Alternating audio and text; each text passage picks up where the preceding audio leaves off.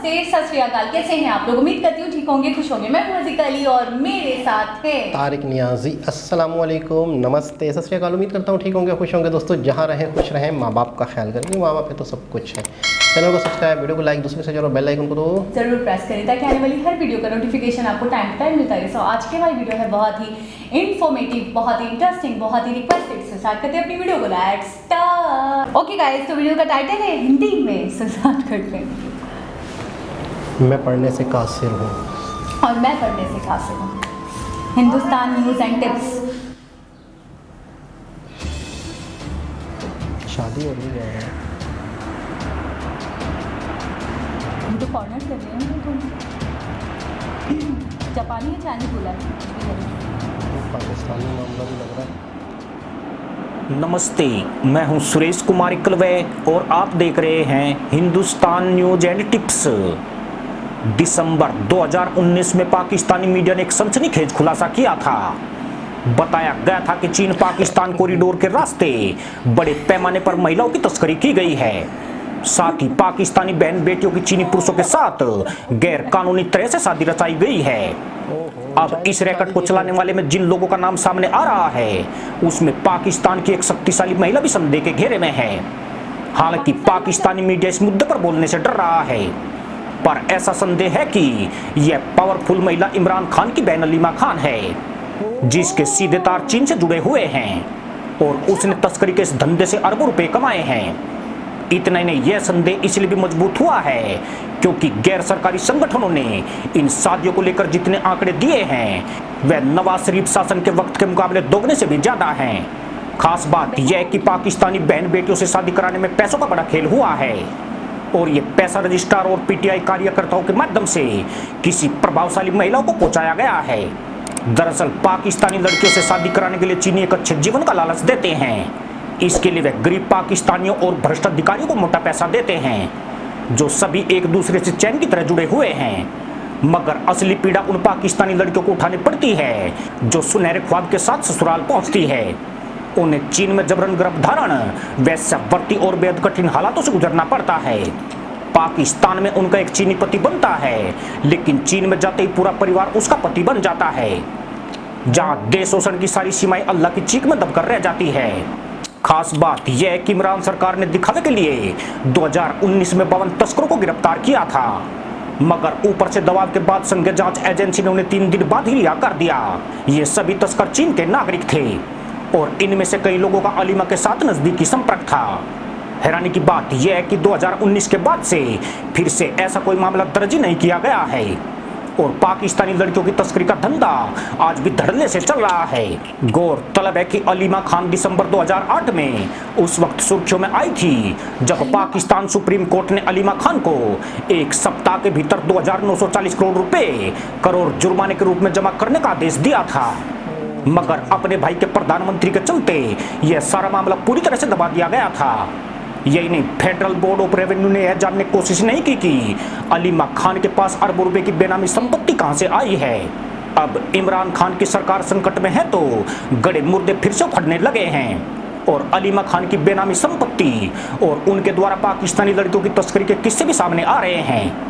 कहा तो यह भी जाता है कि उनका रिकॉर्ड सिर्फ चीन तक ही सीमित नहीं है, बल्कि खाड़ी के अमीरों तक भी वह लड़कियां सप्लाई करती है। सऊदी अरब के एक अमीर ने अलीमा को $3,70,000 की कीमत का मकान दिया था। जी जनाब, ये खबरें जो हैं काफ़ी पहले आई थी, बहुत वायरल थी, लेकिन अब जो ये काफ़ी टाइम से तो सुनने में नहीं आ रही। अच्छा, वाकई 1-1.5 साल पहले की बात लगी। हाँ, लेकिन ये जो इमरान खान की सिस्टर वाला है ये मुझे नहीं पता था। मुझे भी नहीं पता। अलीमा खान ना? हाँ, ये मेरे इल्म में नहीं था, लेकिन ये वाकई बहुत वायरल हुई थी कि वहाँ पे पाकिस्तानी लड़कियों के साथ बहुत जुल्म हो रहा है। नहीं पता है होता क्या था, मैं आपको बताऊँ। पूरा स्कैम था।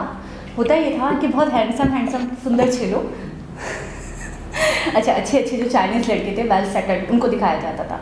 कहा जाता था कि इनका बहुत ज़्यादा बड़े बड़े बिजनेसमैन हैं, बड़े कारोबार हैं इनकी इनको पाकिस्तानी लड़कियां चाहिए। फैमिलीज, अम्मा अब्बा फेक होते थे, लड़के खुद भी उनके नज़दीक तो हमारी वाली शादी कोई शादी नहीं है ना। सही। तो वो हमारे रिचुअल से शादी कर लेते थे। यहाँ की अच्छी क्वालिफाइड लड़कियाँ, किसी ने MBA किया है, किसी ने BBA किया है, किसी ने ये सोच के चली जाती थी। एग्जैक्टली। वो पेरेंट्स जो अच्छे रिश्तों को भी ठुकरा दिया करते थे, वो इन चाइनीज़ लड़कों से मतलब हाँ कर देते थे और शादी कर दिया करते थे। तो अक्सर ऐसे ही हो रहा था कि इतने बड़े बड़े घरानों की लड़कियां इस तरीके से ब्याह कर जा रही थी और पता ही नहीं चल रहा था। जब वो कॉल्स करते थे तो नंबर स्विच ऑफ होता था, या उनको कहा जाता था बीच में जो रिश्ता वगैरह करवाते थे वो कहते थे कि जी वो सेटल्ड हो गए हैं, ये मसला हो गया, वो मसला हो गया, टाल रहे थे, टाल मटोल कर देते थे। अच्छा, पेरेंट्स को ही लगता था कि वाकई मेरी बेटी इतनी समझदार है और इतनी क्वालिफाइड है, वाकई सेटल्ड हो गए होंगे, अच्छे से ज़िंदगी गुजार रही होगी, अब कोई मसले मसाइल नहीं होंगे, हम क्या बार बार इंटरफेयर करें। तो वो भी काल मुँह कर बैठ जाते थे।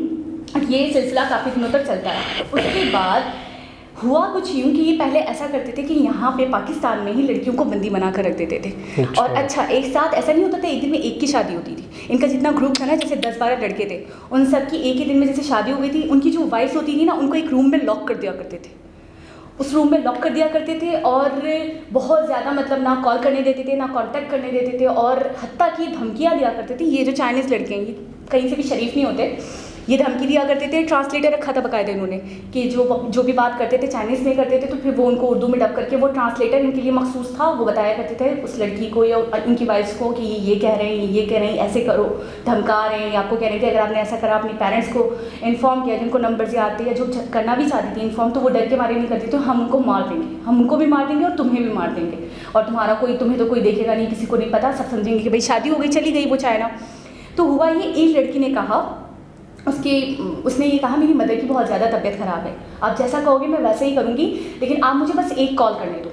तो बड़ी मुश्किल से उसको कॉल की, मतलब वो मिल गई। उसकी मदर ने आइडिया लगा लिया, ये लोग यहीं पे थे, अभी पाकिस्तान से गए नहीं थे चाइना, तो इनका पूरा ग्रुप रुका हुआ था यहीं पे। तो उसकी मदर को उन्होंने बता दिया कि ये मसला हुआ है, ये स्कैम है, आपने जहाँ शादी करी है, ये पूरा एक ग्रुप है इनका और इनका काम ही यही है, और ये कोई शादी को मानते नहीं है, ये वहाँ ले जाकर गलत काम करवाना, बेच देना लड़कियों को, उनके आज़ा जो होते थे ना, किडनीज, हार्ट, ये सब बेच दिया करते थे लड़कियों के। और कुछ लड़कियों को अगर इस तरीके से यूज़ नहीं करते थे, दूसरे तरीके से बेच दिया करते थे। तो उन्होंने पूरी जब बात बताई तो वो पुलिस के साथ उनके पेरेंट्स पहुँचे, उन्होंने जगह बताई, डेस्टिनेशन बताया, एग्जैक्टली उनको पता भी नहीं था, फिर ट्रेसिंग करके पहुँचे होंगे।